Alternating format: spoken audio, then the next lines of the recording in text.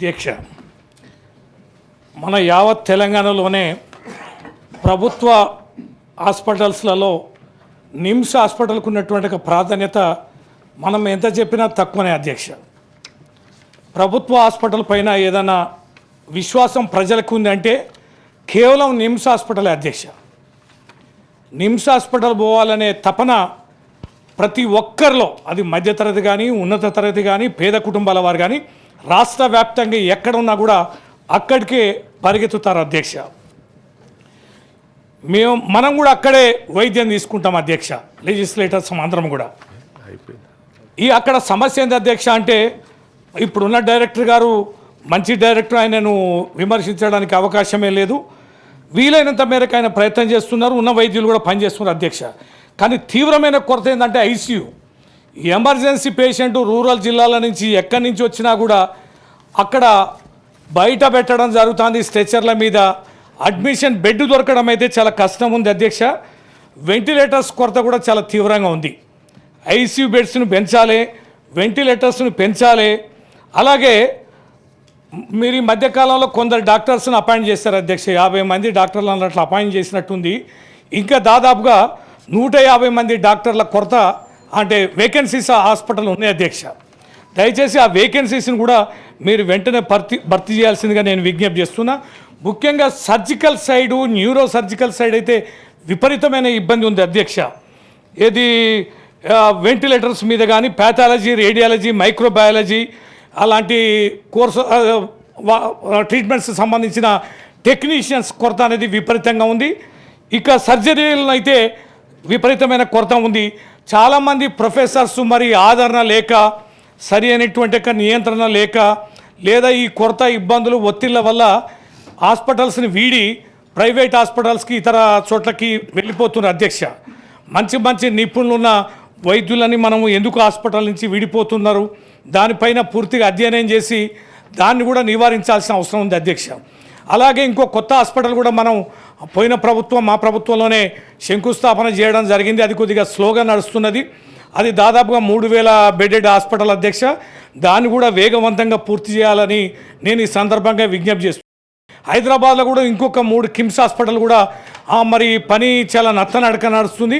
ఆ 3 హాస్పిటల్ కూడా పూర్తి చేసి, వరంగల్లో కూడా మా ఆధ్వర్యంలోనే, మా ప్రభుత్వంలోనే సెంట్రల్ జైలు కూల్చి కట్టిన హాస్పిటల్ ఉంది అధ్యక్ష. అది 80% వరకు పూర్తయింది. రిమైనింగ్ 20% కూడా పూర్తి అయితే ఈ నిమ్స్ మీద ఒత్తిడి అనేది తగ్గిపోద్ది అధ్యక్ష. ఈ నిర్మాణంలో ఉన్న ఈ 5 ఏది నిమ్స్ అడిషనల్ హాస్పిటల్ కానీ, ఈ సిటీలో ఉన్న 3 కానీ, వరంగల్ లాంటిది కానీ పెడితే, ఈ 5 హాస్పిటల్ కనుక త్వరగా కనుక పూర్తి చేస్తే నిమ్స్ స్థాయిలో ఏదైతే వైద్యం అందుతుందో అంతకు మించిన వైద్యం ఈ కొత్త హాస్పిటళ్ళలో కూడా జరుగుద్ది, ఒత్తిడి కూడా పెరుగుద్ది అధ్యక్ష. అంతేకాకుండా యావత్ రాష్ట్రంలో మనం ఈ ఒత్తిడిని తగ్గించే విధానాన్ని కూడా మనం హైదరాబాద్కు రావడాన్ని కూడా తగ్గించాలి అధ్యక్ష. మనం చాలా మెడికల్ కళాశాలలు కూడా అనుమతులు ఇచ్చాం. చాలా చోట్ల మెడికల్ కళాశాలలో హాస్పిటల్ పూర్తి కాలేదు అధ్యక్ష. మనం నల్లగొండలో కానీ, మా మైబాలో కానీ, సూర్యాపేటలో కానీ ఎక్కడైనా మెడికల్ కళాశాల పూర్తి చేశాం. కానీ ఈ 500 బెడెడ్ హాస్పిటల్స్ మాత్రం పూర్తి చేయలేదు అధ్యక్ష. నల్గొండలో ఉంది 500, మా సూర్యాపేటలో లేదు అధ్యక్ష, మా మహబూబాబాద్లో కూడా లేదు, చాలా జిల్లాల్లో లేదు అధ్యక్ష. అది కూడా చాలా లిమిటెడ్ 2-3 చోట్ల తప్ప పూర్తి స్థాయిలో చేసినా కూడా డాక్టర్స్ కొరత ఉంది అధ్యక్ష. ఇప్పుడు మా మైబాలో కూడా ఉన్నారు. మా మైబాలోనే 106 మంది డాక్టర్ల వేకెన్సీస్ ఉన్నాయి అధ్యక్ష. అంటే విపరీతంగా ఉంది ఇట్లా. అంతేకాకుండా మా ఈ పరీక్షలకు సంబంధించి కూడా అన్ని జిల్లా కేంద్రాల్లో, మండల కేంద్రాల్లో, ప్రైమరీ హెల్త్ సెంటర్స్లో మనం గత ప్రభుత్వం చాలా పెద్ద ఎత్తున దాదాపుగా 143 పరీక్షలకు సంబంధించి ఆ ల్యాబ్కు సంబంధించిన మెకానిజం కూడా మనం ఇచ్చినాం అధ్యక్ష.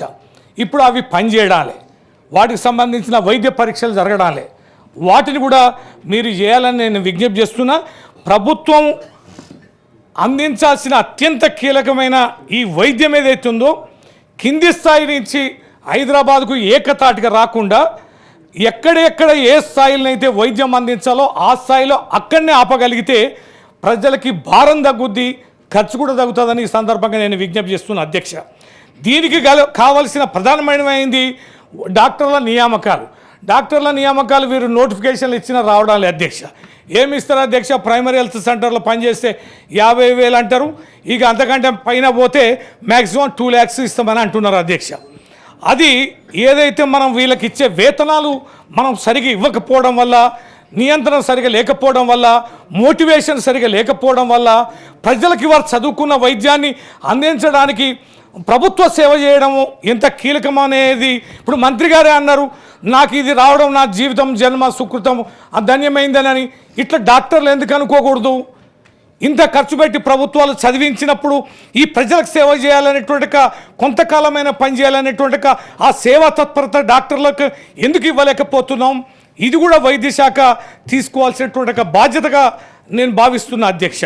ఈ నిమ్స్కు సంబంధించిన తీవ్రమైన కొరతలు కానీ, ఈ కొత్త హాస్పిటల్ నిర్మాణాన్ని వేగవంతంగా చేయడం కానీ, మెడికల్ కళాశాలలో ఉన్న 500 బెడెడ్ హాస్పిటల్ని పూర్తిగా చేయడం కానీ, డాక్టర్ల నియామకం జరగడం కానీ, వైద్య పరీక్షలు చేయించడం కానీ, మెడిసిన్ అందుబాటులో ఉంచడం కానీ, ఇవన్నీ పరిపూర్ణంగా వైద్య శాఖను బలోపేతం చేయాల్సిందిగా, ముఖ్యంగా ఎమర్జెన్సీగా నీడెడ్ ఉన్న నిమ్స్కు సంబంధించిన అన్ని కూడా త్వరితగతిన అందించాలని మీ ద్వారా ప్రభుత్వానికి నేను విజ్ఞప్తి చేస్తున్నా అధ్యక్ష.